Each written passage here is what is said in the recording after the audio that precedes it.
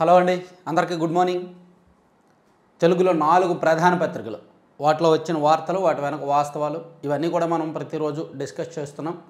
Content నచ్చిన వాళ్ళు maximum subscribe చేసుకుంటున్నారు. సబ్స్క్రిప్షన్స్ రోజుకు 300-400 పెరుగుతూనే ఉన్నారు. సో ఇంకా యాడ్ అవ్వండి. కొత్త వాళ్ళకి ఎక్కువ మందికి లింక్ షేర్ చేయండి.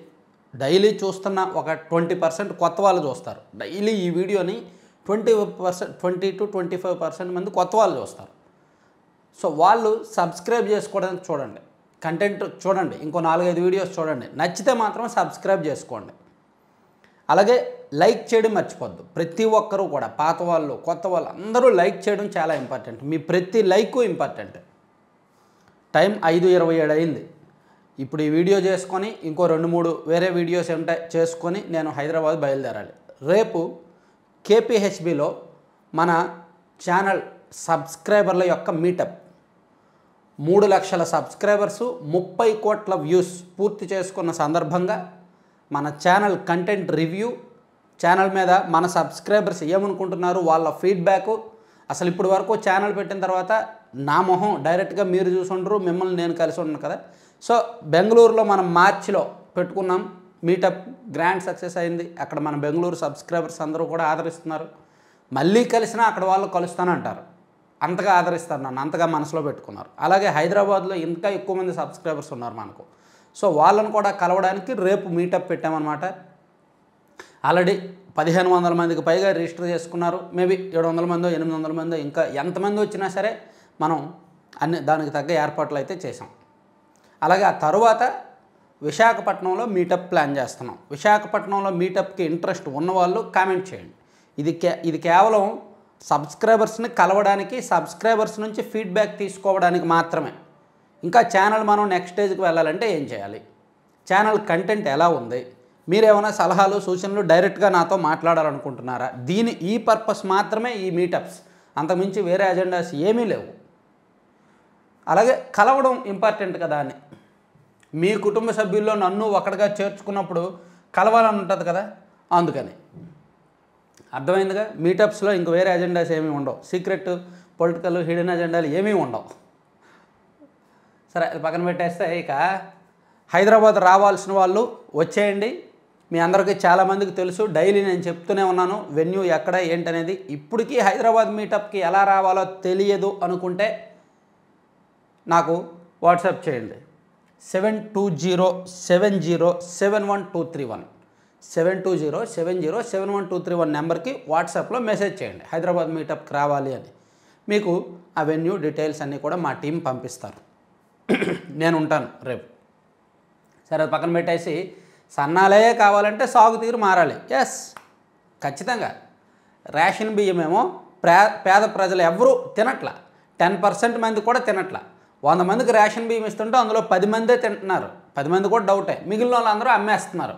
మాకు సన్న బియ్యమే కావాలి, దొడ్డు బియ్యం వద్దు అంటున్నారు.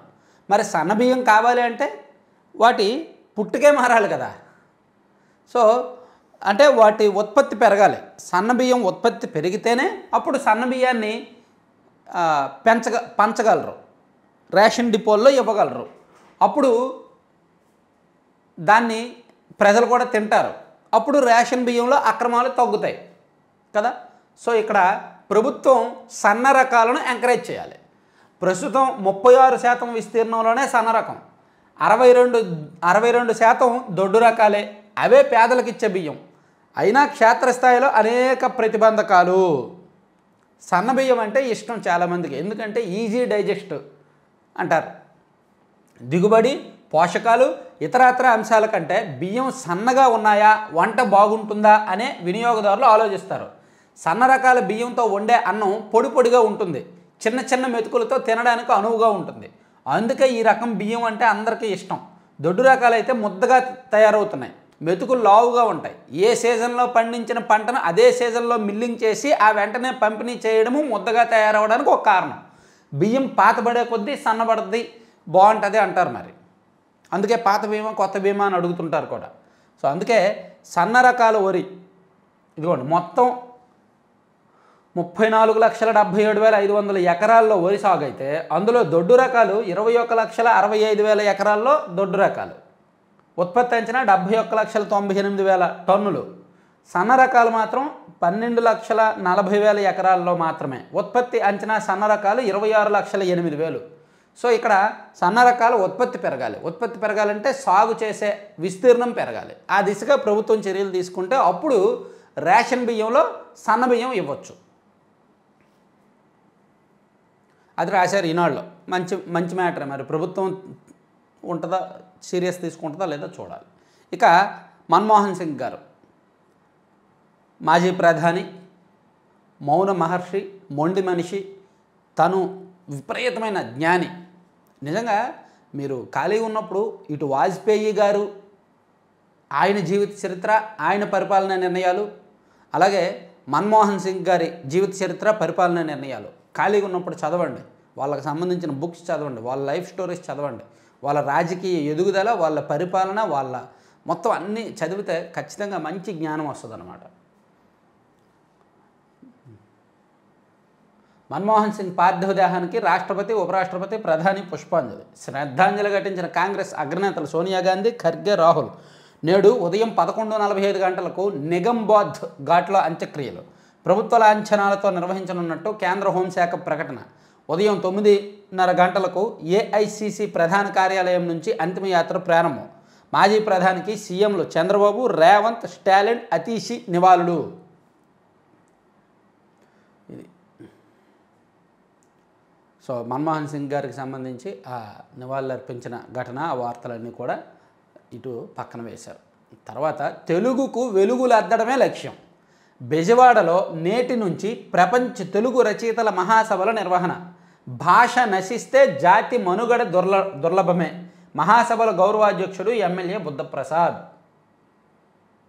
సో తెలుగు ఆవశ్యకతను చాటుతూ నిజంగా తెలుగు ఉనికి కోసం కొంతమంది పాటుపడాల్సి వస్తుందంటే చూసుకోండి. మన మాతృభాష ఉనికి కోసం కొంతమంది పాటుపడాల్సి వస్తుంది, మీటింగులు పెట్టాల్సి వస్తుందంటే ఏ పరిస్థితుల్లో ఉన్నాము, మన భాష పరిస్థితి అనిపెడుతుంది. మాతృభాష గొప్పతనాన్ని ప్రపంచానికి చాటి చెప్పాలనే ప్రధాన ఆశయంతో 6వ ప్రపంచ తెలుగు రచయితల మహాసభలను నిర్వహిస్తున్నామని మహాసభల గౌరవాధ్యక్షుడు ఎమ్మెల్యే మండలి బుద్ధప్రసాద్ వెల్లడించారు. విజయవాడలోని కేబిఎన్ కళాశాలలో శుక్రవారం ఏర్పాటు చేసిన సమావేశంలో ఆయన మాట్లాడుతూ శని, ఆదివారాల్లో 2 రోజుల పాటు ఈ సభలు జరుగుతాయంట. 1500 మందికి పైగా రచయితలు, కవులు తరలి వస్తున్నారు అని ఆయన చెప్పుకొచ్చారన్నమాట. తర్వాత అమరావతిలో బిట్స్ పిల్ అని రాబోతోంది. Birla institute of technology and sciences, దేశవ్యాప్తంగా ఎంతో ఖ్యాతి పొందిన బిట్స్ ఆ క్యాంపస్ అమరావతిలో ఏర్పాటు చేయడానికి ఆలయం నమూనాలో కట్టబోతున్నారంట. దాన్ని సీడ్ యాక్సెస్ రోడ్డు పక్కన 35 ఎకరాలు, తితిదే ఆలయానికి సమీపంలో స్థలం కేటాయింపు. లా యూనివర్సిటీ ఏర్పాటుకు ముందుకొచ్చిన బార్ కౌన్సిల్ ఆఫ్ ఇండియా, ఒకే ప్రాంగణంలో కేంద్ర ప్రభుత్వ సంస్థల కార్యాలయాలు, సెంట్రల్ లైబ్రరీ, స్టేట్ మ్యూజియాలకు విడిగా స్థలాలు. రాజధాని అమరావతికి ప్రతిష్టాత్మక సంస్థలు క్యూ కొడుతున్నాయి. Birla institute of technology and sciences campus ఏర్పాటుకు సిఆర్డీఏ 35 ఎకరాలు కేటాయించనుంది. సీడ్ యాక్సెస్ రోడ్డు పక్కనే శ్రీ వెంకటేశ్వర స్వామి ఆలయానికి సమీపంలో స్థలం కావాలని బిట్స్ కోరింది. తమ సంస్థ భవనాలను ఆలయం నమూనాలో నిర్మిస్తామని బిట్స్ ప్రతిపాదించింది. ఎస్ఆర్ఎం, విట్, అమృత వంటి విద్యా సంస్థలకు స్థలాలు కేటాయించిన నేలపాడు, ఐనవోలు ప్రాంతాల్లోనే బిట్స్కి స్థలం ఇవ్వాలని సిఆర్డీఏ భావించింది. అక్కడైతే 50 నుంచి 100 ఎకరాలు ఇచ్చేందుకు సిద్ధమైంది. కానీ తమకు సీడ్ యాక్సెస్ రోడ్డు పక్కనే కావాలని బిట్స్ కోరడంతో అక్కడైతే 35 ఎకరాలే ఇవ్వగలమని సిఆర్డీఏ స్పష్టం చేసింది. సో మొత్తానికి అమరావతి మీద ఆశలు చిగురుస్తున్నాయి. భవనాలు కూడా చాలా వరకు నిర్మాణం జరుగుతోంది. అలాగే కొత్త సంస్థలు కూడా వస్తున్నాయి అన్నమాట.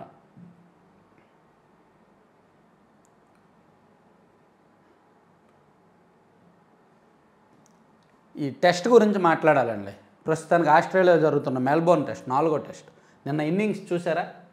స్ట్రాంగ్గా ఉంది. 183కి 2, 183 రన్లకు 2 వికెట్లు. యశస్వి జైస్వాల్ బాగా ఆడుతున్నాడు, మంచి కాన్ఫిడెంట్గా ఆడుతున్నాడు. ఇటువైపు కోహ్లీ కూడా కుదురుకున్నాడు. ఇద్దరు పార్ట్నర్షిప్ కూడా మోర్ దాన్ 100 అయింది. బాగుంది అనుకున్న దశలో అరే ఫీల్డర్ చేతిలో బాల్ ఉంది, రన్ కోసం వెళ్ళాడండి జైస్వాల్, రన్అట్ అయ్యాడు. ఫీల్డర్ చేతిలోనే బాల్ ఉంది, ఎక్కడ మిడాన్లో అనుకుంటా. మిడాన్లో ఫీల్డర్ దగ్గర బాల్ ఉంది, అతనేమో రన్ కోసం వెళ్ళాడు, త్రో చేశాడు, రన్అట్ అయ్యాడు. అక్కడితో ఇంకో 3 వికెట్లు టపటపా పడిపోయాయి. మ్యాచ్ రివర్స్ అయిపోయింది. అప్పుడు వరకు స్ట్రాంగ్గా ఉంది ఇండియా బ్యాటింగ్, ఆస్ట్రేలియాకు ధీటుగానే వెళ్తున్నారు. వీళ్ళిద్దరూ మంచి బ్యాట్స్మెన్, మేటి బ్యాట్స్మెన్, వీళ్ళిద్దరూ కుదురుకుంటే ఇంకొక 100-150 పార్ట్నర్షిప్ ఉంటే బాగుంటుంది అనుకున్న దశలో అతను రన్అట్ అయ్యాడు. ఆ తర్వాత ఇంకొక ఇద్దరు టపటపా అయిపోయారు, కోహ్లీ అయిపోయాడు, ఇంకెవరు పంత్ ఉన్నాడా. సో మొత్తానికి ఎన్ని వికెట్లు, 5 వికెట్లు పడ్డాయి. 5 వికెట్లతో ఇప్పుడు రివర్స్ అయింది. ఇప్పుడు ఎవరున్నారు, జడేజా, పంత్ బ్యాటింగ్ చేస్తున్నారు. మెయిన్ బ్యాట్స్మెన్ అందరూ అయిపోయారు, వీళ్ళిద్దరే ఉన్నారు. సో టెస్ట్ మ్యాచ్ ఆస్ట్రేలియా చేతుల్లోకి వెళ్ళింది. అలా అల్లు అర్జున్ బెయిల్ పిటిషన్ విచారణ వాయిదా, సీడాప్ ద్వారా మైనారిటీలకు రుణాలు. రోజుకు 1.62 కోట్లు, 6 నెలల్లో 293 కోట్లు. ఇది సైబర్ నేరగాల దోపిడీ. నెలకు 4,000 మంది బాధితులు. ఏపీ నుంచి I4Cకి ఫిర్యాదులు. సిబిఐ, ఈడీ నుంచి కాల్ చేస్తున్నామంటూ బెదిరింపులు. డిజిటల్ అరెస్టుల పేరిటే ఎక్కువ మోసాలు. డిజిటల్ అరెస్టుల పేరిట అవగాహన కల్పిస్తున్నప్పటికీ ఇంకా ఎక్కువ మోసాలు జరుగుతున్నాయంట. ఒకటి చెప్పారు. తర్వాత ఇంకా ఘనంగా కూచిపూడి పతాక స్వర్ణోత్సవాలు. అంతర్జాతీయ నాట్య సమ్మేళనంలో నాట్యాచార్యుల ప్రదర్శనలు. రేపు జెండా స్తూపం ఆవిష్కరణ. గాలివీడు ఎంపీడీఓపై వైకాపా నేత దాడి. ఆ పార్టీ లీగల్ సెల్ అన్నమయ్య జిల్లా అధ్యక్షుడు సుదర్శన్ రెడ్డి అరెస్టు. ఎంపీడీఓనంట కొట్టాడు ఆయన, వైసీపీ నాయకుడు. మరి అధికారం పోయినప్పటికీ ఎందుకో మరి ఆ ఆలోచన, ఆ మదం తగ్గడం లేదు. అధికారం పోయింది, చేతిలో అధికారం లేదు. తప్పు చేస్తే అరెస్ట్ చేస్తారు, కేసు కడతారు. అయినా సరే ఎందుకో చాలామందిలో ఆ మదం ఇంకా తగ్గల. బహుశా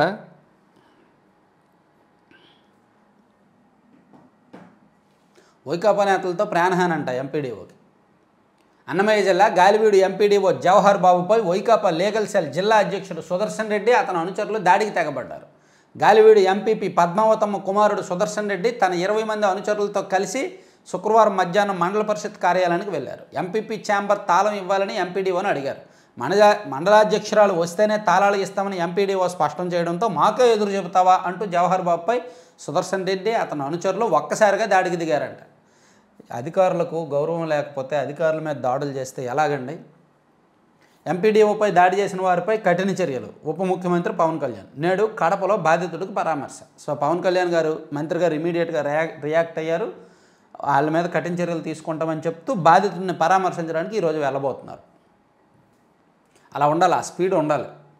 బొగ్గన ఇలాకాన మజాక 2 ప్రైవేటు గోదాముల్లో బియ్యం అక్రమ తరలింపు. సో బేతంచెర్లతో సహా డోన్ నియోజకవర్గంలోని బొగ్గన గారి సొంత నియోజకవర్గంలోనంట 2 గోదాముల్లో బియ్యం అక్రమంగా తరలించారంటండి. బియ్యం మెక్కేయడం ఏంటో. ఆస్తిపై కన్నేశారు, అమాయకుడిని చంపేశారు. అనామకుడిని హత్య చేసి పార్సిల్. ఇదొకటి మరి విడ్డూరమైన వార్త. పశ్చిమ గోదావరి జిల్లాలో జరిగింది. ఆస్తి కోసం అమాయకుడిని చంపేశారంట, చంపేసి పార్సిల్ చేశారు. అసాధారణ నేతను కోల్పోయాం, ఆయన వారసత్వాన్ని కొనసాగిస్తాం. ప్రత్యేక భేటీలో CWC తీర్మానం. అది లోటేనమ్మా, ఆయన వారసత్వం కొనసాగించడం అంటే మీకు లోటమ్మా. సూర్యుడి ముంగిటి చక్కర్లో అమెరికా అంతరిక్ష పరిశోధనా సంస్థ నాసాకు చెందిన పార్కర్ సోలార్ ప్రోబ్ వ్యోమనౌక సరికొత్త చరిత్ర సృష్టించింది. బగబగమండే సూర్యుడికి అత్యంత చేరువుగా వెళ్ళి అక్కడి నుంచి సురక్షితంగా వెలుపలకు వచ్చిందంట. మంచిదే, మంచి ప్రయోగం, సక్సెస్ అయిందన్నమాట. వంతెనను ఢీకొన్న బస్సు. పంజాబ్లో 8 మంది ప్రయాణికులు మృతి. వంతెనను ఢీకొని కింద పడిపోయింది బస్సు. తర్వాత CA ఫైనల్లో టాపర్లు మనోళ్ళే. CA ఫైనల్లో మనోళ్ళు టాపర్లుగా ఉన్నారంట. మాస్టర్ మైండ్స్ విద్యార్థికి ప్రధానకు నదుల అనుసంధానం దిశగా అడుగులు. ఇది ఒకటి కీలకమైన ప్రాజెక్టు. ఆంధ్రప్రదేశ్కి పోలవరం ప్రాజెక్టు ఎలా జీవనాడో, అమరావతి రాజధాని ఎంత ముఖ్యమో, నదుల అనుసంధానం చేస్తే భవిష్యత్తుకు తిరిగి ఉండదు. నదుల అనుసంధానం జరిగితే ఆ చివరి వంశధార నుంచి ఈ చివరి పెన్నా నది వరకు అనుసంధానం జరిగితే ఇంకా రాష్ట్రానికి నీటి కొరత అనేది ఉండదు. సో ఆ దిశగా కూడా అడుగులు పడుతున్నాయన్నమాట. ప్రాధాన్యంగా ఎంచుకున్న రాష్ట్ర ప్రభుత్వం జాతీయ జల అభివృద్ధి సంస్థకు ఏపీ లేఖ. గోదావరి బనకచెర్లపై వ్యాప్కోస్తో చర్చలు. అంతర్రాష్ట్ర నదుల అనుసంధానానికి రాష్ట్రంలో ఎన్డీఏ ప్రభుత్వం ప్రాధాన్యం ఇస్తోంది. గోదావరి, వంశధార నదుల జలాశయాలను జలాలను అటు రాయలసీమకు ఇటు ఉత్తరాంధ్రకు మధ్యాంధ్రలోని కరువు ప్రాంతాలైన ఉమ్మడి గుంటూరు ప్రకాశం జిల్లాలకు ఉపయోగించుకోవాలనేది ప్రధాన ఉద్దేశం. మంచిది. డీమ్డ్ బాటలో ఇంజనీరింగ్ కళాశాలలో యూజీసీకి 10కి పైగా యాజమాన్యాలు దరఖాస్తులు. ఇప్పటికే కొన్ని కళాశాలల్లో తనిఖీలు పూర్తి, వచ్చే ఏడాదికి అనుమతులు వచ్చే అవకాశం. హోదా లభిస్తే సీట్ల భర్తీ, ఫీజుల నిర్ణయంపై వర్సిటీలదే. డీమ్డ్ యూనివర్సిటీలు అంటే ఇండివిజువల్గా నిర్ణయాలు తీసుకోవచ్చు, ఫీజులు పెంచుకోవచ్చు, వాళ్ళ ఇష్టం కాబట్టి వాళ్ళు యూజీసీకి లేఖ రాసి అలా అడిగారంట. తర్వాత ఈనాడు పక్కన పెడదాం, మనందరికీ ఎంతో ఇష్టం, మనందరి గుండె చప్పుడు సాక్షి. సో ఇది చూసుకుంటే ఆర్థిక అసమానతలు తొలగకపోతే రాజకీయ స్వాతంత్రానికి అర్థం లేదు అని పెద్ద ఆయన చెప్పారు. రాజకీయ స్వాతంత్రానికి అర్థం ఏంటో కూడా ఆయన చెప్పారు. కానీ రాజకీయం ఎలా చేయాలో నేర్పాల. రాజకీయం అంటే కేవలం రియాలిటీ షో అని నేర్పారు. చెప్పాల్సిన వాళ్ళకి చెప్పకుండా బయటికి చెప్పారు. గురువుగారు స్వయంకృతం. Bharat clean sweep. వెస్టిండీస్ మహిళల జట్టుతో జరిగిన చివరి వన్డేలను భారత్లో గెలిచి క్లీన్ స్వీప్ చేసిందంట. పురుష జట్టు ఇలా అయిపోతుంది, మహిళల జట్టు విజృంభిస్తుందన్నమాట. తర్వాత కొరడాతో కొట్టుకున్న అన్నామలై. ఓ విద్యార్థిని లైంగిక దాడి కేసు విషయంలో ప్రభుత్వ వైఖరిని నిరసిస్తూ తమిళనాడు బీజేపీ చీఫ్ అన్నామలై కొరడాతో కొట్టుకున్నారు. ఈ వీడియో సోషల్ మీడియాలో బాగా వైరల్ అయింది. అక్కడ తమిళనాడులో రాజకీయాలు కాస్త వేడెక్కాయి ఉన్నపలంగా. అక్కడ ఇంకో ఏడాదిన్నరలో అసెంబ్లీకి ఎన్నికలు జరగబోతున్నాయి తమిళనాడులో. ఈ క్రమంలో టీవీకే పార్టీ, విజయ్ పార్టీ కాస్త పుంజుకొని జనంలోకి బలంగా వెళ్తోంది. సభ్యత్వాల నమోదులో చాలా వేగంగా దూసుకెళ్తోంది. అదే టైంలో తమిళనాడులో బీజేపీ కూడా ఈసారి పాగా వేయాలని చూస్తున్నారు. వాళ్ళు కూడా బలం పుంజుకోవాలని వాళ్ళ ప్రయత్నాల్లో వాళ్ళు ఉండి అన్నామలై కాస్త దూకుడుగా వెళ్తున్నారనమాట. అట్లా తమిళ రాజకీయాలు ఆసక్తికరంగా మారాయి. తర్వాత ఎగసిపడ్డ ప్రజాగ్రహం అని ఒక వార్త రాశారు. అంటే నిన్న వైసీపీ వాళ్ళు కరెంటు ఛార్జీల పెంపు మీద ధర్నా చేశారు కదా. అయితే ఇక్కడ ఏంటంటే వాళ్ళు అధికారంలో ఉన్నప్పుడు తీసుకున్న నిర్ణయం కారణంగానే కరెంటు ఛార్జీల పెంపు జరిగింది. దానికి నిరసనగా వాళ్ళ మీద వాళ్ళే నిరసన వ్యక్తం చేశారేమో బహుశా. అయితే ఇక్కడ ఒకటి నిజం, కరెంటు ఛార్జీలు పెంచడానికి వైసీపీ హయాంలో తీసుకున్న నిర్ణయాలే కారణం. కానీ ముందే తెలిసి, చంద్రబాబు గారికి ముందు తెలుసుగా వైసీపీ వాళ్ళు తప్పులు చేస్తున్నారు, ఎక్కువ రేటు పెట్టి కరెంటు కొంటున్నారు, భవిష్యత్తులో మనం అధికారంలోకి వచ్చిన తర్వాత ఈ అప్పులన్నీ చెల్లించాలి, కరెంటు ఛార్జీలు పెంచాల్సి వస్తుందేమోనని చంద్రబాబు గారికి తెలుసుగా. అయినా సరే ఆయన కరెంటు ఛార్జీలు పెంచము, తిరిగి తగ్గిస్తాము అని హామీ ఇచ్చారు. అఫ్కోర్స్ ఇది వైసీపీ తప్పులే కావచ్చు, వైసీపీ పాపమే కావచ్చు. వైసీపీ హయాంలో తీసుకున్న తప్పుడు నిర్ణయాల కారణంగా డిస్కంలు నష్టాల్లోకి వెళ్ళిన కారణంగా ఆ నష్టాలను భర్తీ చేయడానికి ఇప్పుడు ప్రజల నుంచి వసూలు చేస్తే ఇంధన సర్దుబాటు ఛార్జీలు వేస్తే వేయొచ్చు కాక వాస్తవమే. కానీ చంద్రబాబు గారికి ముందు తెలుసు వీళ్ళు ఎక్కువ రేటు పెట్టుకుంటున్నారు, డిస్కంలు నష్టాల్లో ఉన్నాయి, భర్తీ చేయాలి అని. అలాంటప్పుడు ఆ హామీ ఇవ్వకూడదు. సో అది ఇక్కడ రెండు వెర్షన్లు, నాణ్యానికి రెండు వైపులు చూడాలి మనం. చంద్రబాబు గారు హామీ ఇచ్చారు, కరెంటు ఛార్జీలు పెంచము, వీలైతే తగ్గిస్తాము అని చెప్పారు. కానీ ఇక్కడ చూస్తే ఇలా ఉంది. అందుకని వీళ్ళు ఎగిసిపెట్ట ప్రజాగ్రహం అని రాసుకొచ్చారు. చంద్రబాబు సర్కారు బిల్లుల బాధుడు, నయవంచక పాలనపై సర్వత్రా మండిపాటు. పెంచిన కరెంటు ఛార్జీలను తక్షణం రద్దు చేయాల్సిందే. ఇప్పటికే మోపిన 6072.86 కోట్ల ఛార్జీల భారాన్ని వెనక్కి చెల్లించాలి. జనవరి నుంచి మరో 9412.50 కోట్ల బాధుడును రద్దు చేయాలి. ఎస్సీ ఎస్టీలకు 200 యూనిట్ల ఉచిత విద్యుత్ను పునరుద్ధరించాలి. అది ఆల్రెడీ ఉంది కదరా నాయన, అది పునరుద్ధరించడం అంటే అది ఆల్రెడీ ఉందగా. సరే ఓకే. ప్రభుత్వ వేధింపులు, పోలీసుల బెదిరింపులకు వెరవకుండా ఊపెత్తున ఉద్యమం అంట. ఆర్థిక సంస్కర్తకు అశ్రునివ్వాలి. మన్మోహన్ సింగ్ పార్థివ దేహం వద్ద నివాళులర్పించిన రాష్ట్రపతి ముర్ము, ప్రధాని మోదీ. దారి పొడవునా బ్రహ్మరథం. వైఎస్ఆర్ జిల్లాలో ముగిసిన వైఎస్ జగన్ పర్యటన అనంతరం రోడ్డు మార్గంలో బెంగుళూరుకు పయనం. మార్గ మధ్యంలో రోడ్డుపైకి తరలి వచ్చిన అభిమాన జనం. అందరినీ పలకరిస్తూ సెల్ఫీలు దిగుతూ ముందుకు సాగిన జననేత. కూటమి సర్కారు బాధితులకు అండగా ఉంటామని భరోసా. సో జగన్మోహన్ రెడ్డి గారు పులివెందుల కడప జిల్లా పర్యటన ముగించుకొని తిరుగు ప్రయాణం అయ్యే సందర్భంలో దారి పొడవున బ్రహ్మరథం పట్టారంట. సొంత పత్రికుంటే మనం చెప్పినా చెప్పకపోయినా మన ఫోటోలు వేసి మన మాట్లాడేస్తారు రేపు పొద్దున మనం పైకి వెళ్ళాక. అదొక ప్రయోజనం. మనకు జనం వచ్చినా రాకపోయినా జనం వచ్చినట్టు బీభత్సమైన హెడ్డింగ్, బ్రహ్మరథం అని, అదని ఇదని రకరకాల పదాలతో బిల్డప్ భజన చేస్తారు. అందుకే వీలైతే ప్రతి రాజకీయ నాయకుడు సొంత పత్రిక పెట్టుకోండి. మిమ్మల్ని స్తుతిస్తూ మీ ప్రత్యర్థులను తిడుతూ భలే థ్రిల్ ఉంటుంది. ఏదో నియోజకవర్గ స్థాయిలో ఒక పత్రిక పెట్టేసుకోండి, ఎమ్మెల్యేలు ఏమనంటే సాక్షిని ఆదర్శంగా తీసుకోండి. శుభమస్తు ఆరోగ్యం మస్త్ అని రాశారు. తర్వాత శ్రీశైలం జలాశయం ఖాళీ 862 అడుగుల్లో 112.21 టీఎంసీలకు తగ్గిన నీటి నిల్వ. ఎడమ కేంద్రంలో యథేచ్ఛగా తెలంగాణ జనకో విద్యుత్ ఉత్పత్తి. దిగువన నీటి అవసరాలకు లేకున్నా 35,315 క్యూసెక్కులు తరలింపు. కృష్ణా బోర్డు ఉత్తర్వులను తొంగలో తొక్కని తెలంగాణ జనకో. అయినా నోరు మీద పని ఏపీ ప్రభుత్వం. ఇలాగైతే జనవరి 15 నాటికే శ్రీశైలం ప్రాజెక్టు ఖాళీ అవుతుందంటున్న అధికారులు. రాయలసీమతో పాటు తెలంగాణలోని ఉమ్మడి మహబూబ్ నగర్ జిల్లాకు తాగునీటి కష్టాలే అని రాశారు.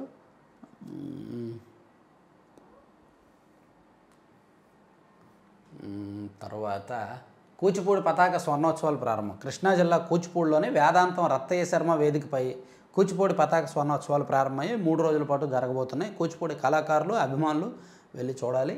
తర్వాత సత్యదేవుని ఆలయం కిటకట. కాకినాడ జిల్లా అన్నవరంలో సత్యదేవుని ఆలయానికి భక్తులు పోటెత్తారు. దీంతో ఆలయ ప్రాంగణం వ్రతమండపాలు సుమారు 30,000 మంది భక్తులు దర్శించుకున్నారట. తర్వాత చుక్చుక్ బండిలో వేండుకొండల యాత్ర. కశ్మీర్ను మిగతా దేశంలో అనుసంధానిస్తూ హిమాలయాల మీదుగా భౌగోళికంగా అత్యంత సంక్లిష్టమైన 338 కిలోమీటర్ల మార్గంలో చేపట్టిన ఉద్ధంపూర్ శ్రీనగర్ బరాముల్లా రైల్వే లైన్ నిర్మాణం దాదాపుగా పూర్తయిందంటండి. బాగుంటుంది ఆ ప్రయాణం. ఓకే, ఇది పక్కన పెట్టేస్తే ఆంధ్రజ్యోతి షాకులు. నాడు షాకులు నేడు శోకాలు. ఎవరు మోపిన భారం. విద్యుత్ ఛార్జీల బాధుడు జగందే. సర్దుబాటు పేరుతో వరుసగా పోట్లు. అధికారంలో ఉండగా రకరకాల దెబ్బలు. చివరి 2 ఏళ్లలో 20,000 కోట్లకు పైగా బాధుడు. ఎన్నికల ముందు వ్యతిరేకత వస్తుందనే భయం. అప్పుడు నిర్ణయం పెండింగ్లో పెట్టిన ఏఆర్సీ. కూటమి సర్కారు వచ్చాక వాటికి ఆమోదం. తన హయాంలో పెరిగిన ఛార్జీలు ఇప్పుడు తగ్గించాలంటూ జగన్ వింతపోకడా. ఇది కథ. నిన్న మనం కూడా చెప్పుకున్నాం అసలు విద్యుత్ ఛార్జీలు పెంచడానికి కారణం ఏంటి అని. నిన్న క్లియర్గా మనం చెప్పుకున్నాం. జగన్మోహన్ రెడ్డి గారి ప్రభుత్వం ఉన్నప్పుడే ఎన్నికలకు ముందే ఈ నిర్ణయం తీసుకున్నారు. ఇదిగో కరెంటు పాపం ఎవరిది. 2022-24 మధ్య ఏం జరిగింది అని నిన్న ఒక వీడియో చేశా. ఈ వీడియోలో చాలా క్లియర్గా జగన్మోహన్ రెడ్డి గారు అధికారంలో ఉన్నప్పుడే నిర్ణయం తీసుకొని ఎన్నికలకు ముందు మళ్ళీ కరెంటు ఛార్జీలు పెంచితే వ్యతిరేకత వస్తుందని ఆపారు. ఆ జనవరి ఫిబ్రవరి ఆ టైంలో కరెంటు ఛార్జీలు పెంచాల్సింది. దాన్ని ఇప్పుడు అమలు చేస్తున్నారు. సో అది అర్థం కాదులే. సో ఇక్కడ చంద్రబాబు గారు తప్పు కూడా. అధికారంలో ఉన్నారు కాబట్టి అంతకుముందు హామీ ఇచ్చారు కాబట్టి తగ్గిస్తామని ఆయన కూడా ఆలోచించాలి. అది కథ. వీలైతే ఈ వీడియో చూడండి. క్లియర్గా 2022 నుంచి 2024 మధ్యలో కరెంటు ఛార్జీల విషయంలో ఎంత అదనంగా కొన్నారు, ఎంత నష్టాల్లోకి వెళ్ళాయి, ఇప్పుడు ఎందుకు ఈ కరెంటు ఛార్జీలు పెంచుతున్నారు అనేది మొత్తం చెప్పాను ఈ వీడియోలో. తర్వాత మెగా డిఎస్సి ఇంకెప్పుడు నోటిఫికేషన్కు బాలారిష్టాలు.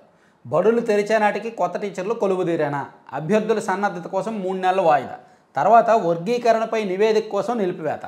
డిఎస్సి ప్రకటించాక భర్తీకి కనీసం 3 నెలలు. తర్వాత టీచర్ల శిక్షణకు మరికొంత సమయం. మరో 5 నెలల్లో ప్రక్రియ అసాధ్యమని వాదన.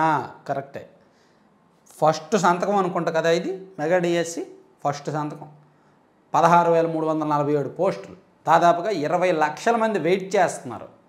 దానిలో ఇది పరిస్థితి. బాలారిష్టాలు, రకరకాల అడ్డంకులు, టెక్నికల్గా సాంకేతికంగా రిజర్వేషన్ల పరంగా అన్ని రకాలుగానే అడ్డంకులు వస్తున్నాయి. దాని మీద ప్రభుత్వం కాలయాపన చేస్తోంది. దళిత ఎంపీడీఓపై వైసీపీ నేత దాడి. గొంతు మీద కాలేసి పిడిగుద్దులు. అది ఇందాక చెప్పుకున్నాగా కడప జిల్లాలో. దాడిపై పవన్ ఆగ్రహం. నేడు కడపకు వెళ్ళి పరామర్శ.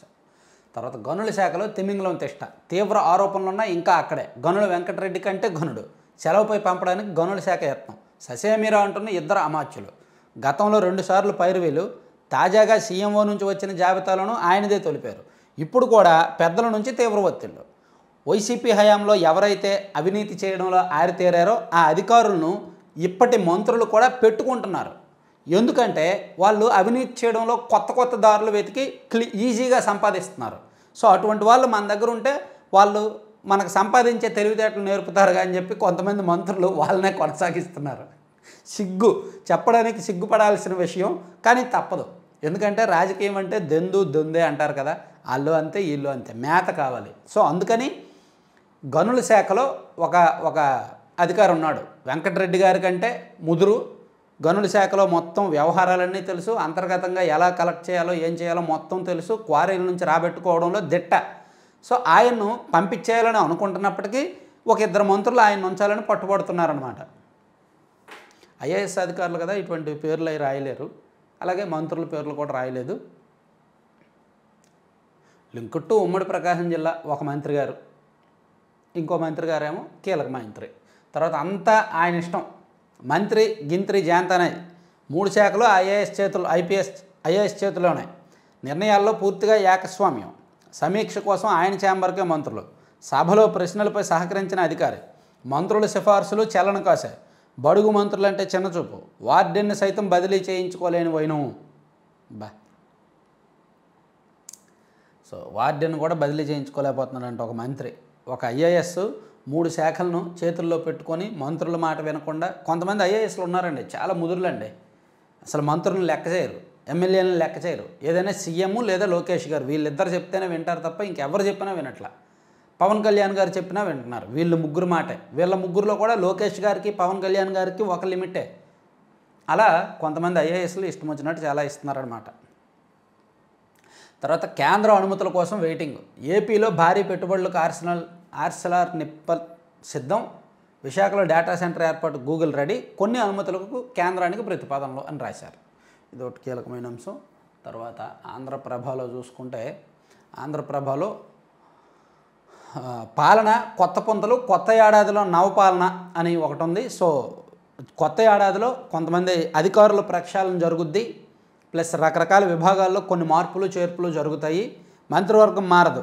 కొన్ని సోషల్ మీడియాలో కొన్ని పుకార్లు వస్తున్నాయి, మంత్రివర్గం మారుద్దని. అది పిచ్చి వార్త. మంత్రులు ప్రమాణ స్వీకారాలు చేసి 6 నెలలు 7 నెలలు అయితే అప్పుడే ఎందుకు మారుస్తారు? మార్చరు. మంత్రులను మార్చరు. మంత్రివర్గ ప్రక్షాళన ఇప్పుడు అప్పుడే ఉండదు. కనీసం ఒక 7-8 నెలల వరకు మంత్రుల్లో మార్పు ఉండదు. అవసరమైతే నాగబాబు గారిని తీసుకుంటారు తప్ప ఉన్న వాళ్ళని అయితే పంపించరు. నాగబాబు గారిని తీసుకుంటారు, ఎందుకంటే ఒక ఖాళీ ఉంది కాబట్టి. సో మిగిలిన మార్పులు, నెలాఖరులో సిఎస్ నీరబ్ కుమార్ పదవీ విరమణ, ఆయన స్థానంలో సాయి ప్రసాద్ గారు వచ్చే ఛాన్స్ ఉంది. ఆ తర్వాత మరో 10 మంది ఐఏఎస్ల రిటైర్మెంటు. కేంద్ర నిధుల పర్యవేక్షణ కోసం ఐఏఎస్ మంత్రులతో ప్రత్యేక టీం ఏర్పాటు చేయాలని చంద్రబాబు యోచన. మంచి నిర్ణయమే. సో మొత్తానికి కొత్త ఏడాదిలో కొన్ని కొత్త తరహా నిర్ణయాలు రాబోతున్నాయి అన్నమాట అడ్మినిస్ట్రేషన్ పరంగా. తర్వాత నేడు తుది వీడ్కోలు. అధికారిక లాంఛనాలతో అంత్యక్రియలకు ఏర్పాట్లు. ఓకే. తర్వాత రూపాయి పాపాయి పడిపోయింది. చరిత్రలోనే కనిష్ట స్థాయికి పతనం. 7 ఏళ్లుగా దిగజారుతున్న డాలర్తో మారకం విలువ. ఇంట్రాడేలో 85.80కు పతనం. చివరకు 85.5. డాలర్తో పోలిస్తే మన రూపాయి విలువ 85 రూపాయల 85.5. ఒక డాలరు.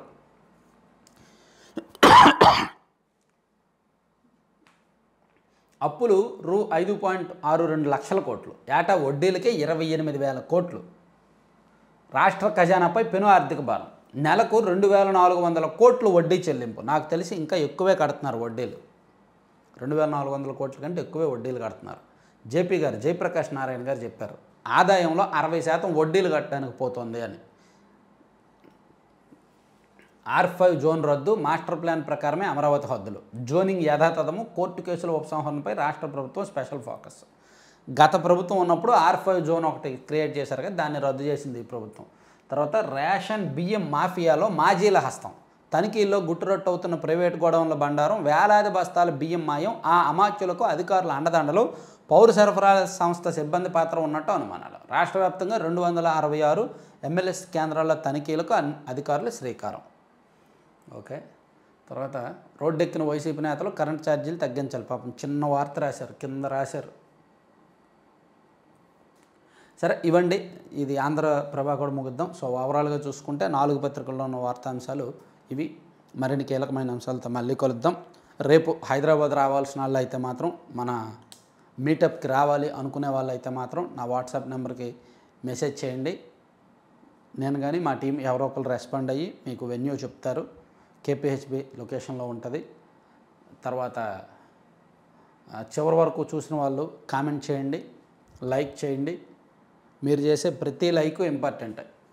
ఎందుకంటే మీ లైక్స్ని బట్టి, అంటే ఒక వీడియోకు వచ్చే లైక్స్ ఆధారంగా యూట్యూబ్ ఆల్గారిథం పనిచేసి ఆ వీడియోని కొత్త వాళ్ళకి, ఎక్కువ మందికి ప్రమోట్ చేస్తుంది అన్నమాట. అలాగే మన ఛానల్ కంటెంట్ ప్రజెంటేషన్లో ఏమైనా మార్పులు కావాలన్నా సరే, కంటెంట్ అంటే బోర్ కొడుతుంది, మార్పులు చేయాలి, ప్రజెంటేషన్ మారాలి, చెప్పే విధానం మారాలి, లేదా ఇంకా సో అండ్ సో మీరు ఏమైనా చెప్పాలనుకున్నా సరే మా వాట్సాప్ నెంబర్కి మెసేజ్ చేయండి, లేదా డిస్క్రిప్షన్లో నా మెయిల్ ఐడి ఉంది, మెయిల్ చేయండి. Thank you.